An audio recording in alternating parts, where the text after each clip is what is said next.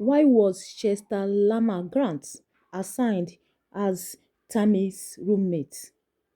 Was she even given the option to accept or decline him as a roommate? Tammy's death wasn't just a personal tragedy. It was the result of institutional and systemic negligence that continues to endanger international students around the world. Her roommate, Chester Grant, had been living with her for only 3 months. Yet, records show he was 40 years old, twice her age, and had a concerning behavioral history.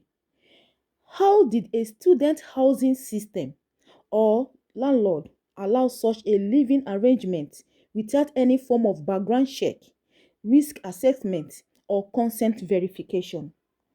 Tammy was an international student, likely trusting the housing provider or roommate arrangement as safe. But here is the harsh reality. Many landlords prioritize filling up rooms over safety.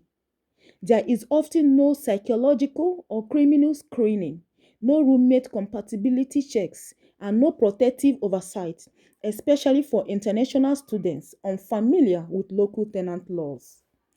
It's unclear whether Tammy was fully aware of who she was living with, or if she even had a choice in the arrangement. That question alone is alarming. Where were the safeguards? Why was she, a young woman in a foreign country, placed in a room with an older man whose behavior turned violent over a pet?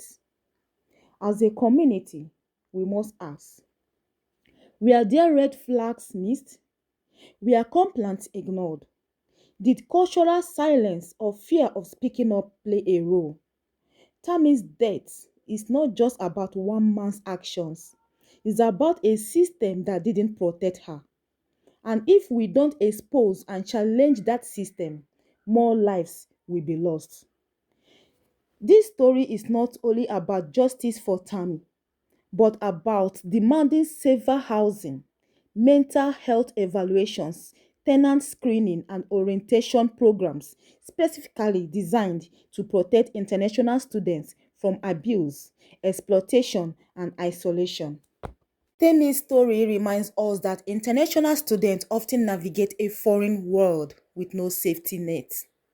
Here are vital safety steps every international student should take, but are rarely told about. Number one, investigate roommate history. Very paramount. Ask direct questions. How long has this person lived here? What do they do?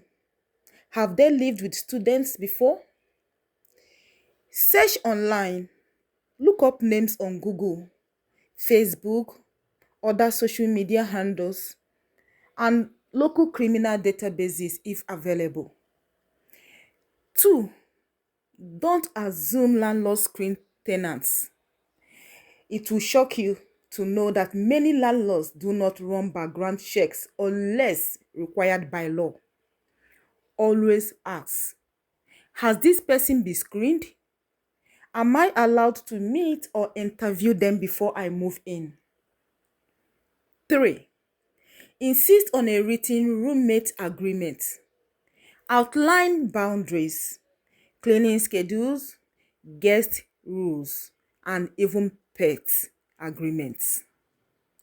A written document, even informal, sets expectations and offers protection. Number 4. Share your address and roommate information with someone you trust.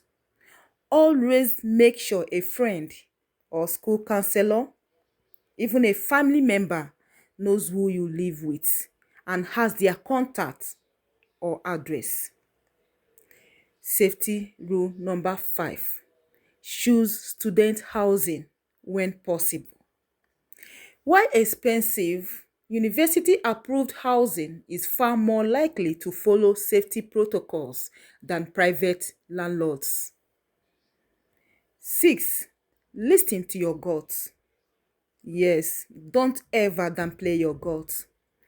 If something feels off, even if you can't explain why, take it seriously. Speak to your school's international student office or campus security. Report early signs of aggression, repeated shouting, controlling behavior, strange outbursts, or inappropriate comments should never be dismissed. Early action can prevent escalation. This isn't fear-mongering, this is preparation. International students already carry the weight of expectations, culture shock, loneliness. They should never have to carry fear for their safety too. Tamilore Odunsi's death should never have happened. As we grieve, we must act. To every international student watching, you have a right to feel safe anywhere. Ask questions, set boundaries, trust your instincts. Remember, your voice matters. To those in housing, education, or policy, please do better. Stop pairing students together without properly evaluating their strengths, weaknesses, compatibility, or even their readiness to work as a team. Mandate background checks, prioritize safety in orientation, build real responsive support systems. To the community, parents, friends, allies, speak up. Share Tamilore Odunsi's story. Demand accountability. And remember, the issue of safety is a collective responsibility. Temi was more than a victim. She was a dreamer, a daughter, a future nurse. Let her legacy spark change. This is not the end. This should be the beginning of something louder. For Tamilore Odunsi, for the voiceless, for every international student still searching for safety.